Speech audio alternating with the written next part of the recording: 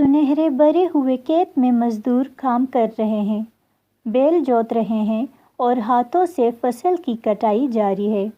ایسے میں ایک مزدور اپنے سر پر چمکتے ہوئے سورج کو دیکھتا ہے، مسکرا کر اپنا پسینہ پوچھتا ہے۔ اس کے چہرے پر اطمینان ہی اطمینان نظر آ رہا ہے اور پھر سے جوش کے ساتھ اپنے کام میں مصروف ہو جاتا ہے۔ شام کے وقت صحن میں بچے کھیل رہے تھے اور تخت پر بیٹھی بڑی بھی انہیں دیکھ کر مسکرا رہی تھی، ساتھ ہی ساتھ ہاتھ میں پکڑی ہوئی تسبیح کے دانے بھی گرا رہی تھی۔ ایک پردہ دار خاتون گھر میں کام کر رہی تھی اور ایسے میں وہ مزدور تھکا ہارا گھر میں داخل ہوتا ہے تو بڑی بی کو سلام کرتا ہے اور سر پر پیار لیتا ہے، پھر بچوں سے ملتا ہے اور پھر نہا دھو کر دسترخوان پر سب کے ساتھ مل جل کر ایک خوشگوار ماحول میں کھانا کھاتا ہے۔ کھانا ختم ہوتے ہی وہ ہاتھ اٹھا کر اللہ پاک کا شکر ادا کرتا ہے۔ رات کو گھر کے تمام بڑے بزرگ بیٹھے خوش گپیاں کر رہے ہیں اور بچے اسکول کا ہوم ورک کر رہے ہیں۔ خواتین گھر کا کام سمیٹ کر نماز پڑھنے کے بعد قرآن پاک کی تلاوت کر رہی ہیں۔ پھر مکمل اندھیرا چھا جاتا ہے اور صحن میں چمکتا ہوا مکمل چاند نظر آتا ہے اور ایک پرسکون ماحول پیش کرتا ہے۔ پھر ایک دم سے سارا منظر بدلتا ہے۔ ایک شخص مگن و مصروف انداز میں ایک جدید طرز کی گاڑی چلا رہا ہے، آس پاس بلند و بالا عمارات ہے۔ وہ شخص اپنے جدید آفس میں تمام تر سہولیات کے ساتھ داخل ہوتا ہے۔ پھر وہی شخص ایک بورڈ میٹنگ میں نظر آتا ہے، لوگ کرسیوں پر بیٹھے اس کی پریزنٹیشن کو دیکھ رہے ہیں، سب لوگ مطمئن اور مصروف دکھائی دیتے ہیں۔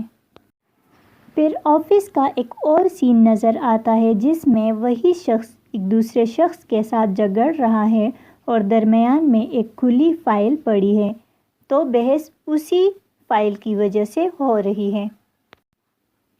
پھر وہی شخص تھکا ہارا اپنے گھر میں داخل ہوتا ہے، ٹائی کو ڈھیلا کرتا ہے تو بیوی مسکرا کر اس کی طرف دیکھتی ہے اور بچے بھاگتے ہوئے باپ کے گلے لگ جاتے ہیں جنہیں وہ جھنجھلاہٹ میں سائیڈ پر کر دیتا ہے اور بیوی سے پانی کا گلاس لے کر پریشان سا صوفے پر بیٹھ کر پانی پیتا ہے اور موبائل میں مصروف ہو جاتا ہے۔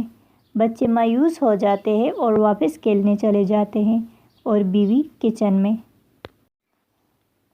میز کھانے کی نعمتوں سے بھرا پڑا ہے۔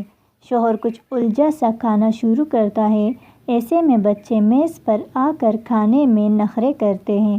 ماں ان کی منت کرتے ہوئے 2 سے 3 آپشن کھانے کے آگے رکھتی ہے مگر یہ سب ان کی ناک پہ نہیں چڑھتا۔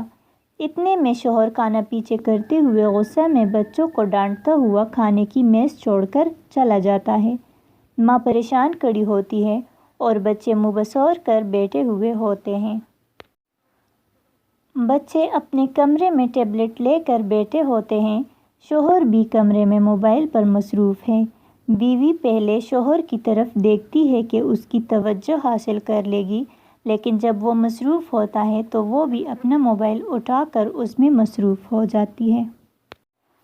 دوستو، ٹیکنالوجی نے بے شک ہماری زندگی کے طرز عمل میں جدت لائی ہے، لیکن ساتھ ہی اس نے انسانی اقدار کو زوال پذیر کر دیا ہے، زندگی سے سکون اور اطمینان چھین لیا ہے، اپنوں سے دور کر دیا ہے۔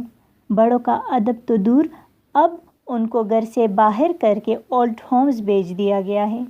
پہلے جو کام 10 لوگ کرتے تھے اب وہ ایک شخص اکیلا کرتا ہے۔ جہاں اس کے فائدے ہیں وہاں اس کا یہ نقصان بھی ہے کہ بے روزگاری میں اضافہ ہوا ہے۔ معیشت کے ساتھ ساتھ ہماری معاشرتی زندگی بھی اس ٹیکنالوجی سے متاثر ہوئی ہے، تو اس کے لیے بہتر ہے کہ ٹیکنالوجی کا استعمال صرف وہاں کیا جائے جہاں ضروری ہو، اس کے غیر ضروری استعمال سے بچا جائے۔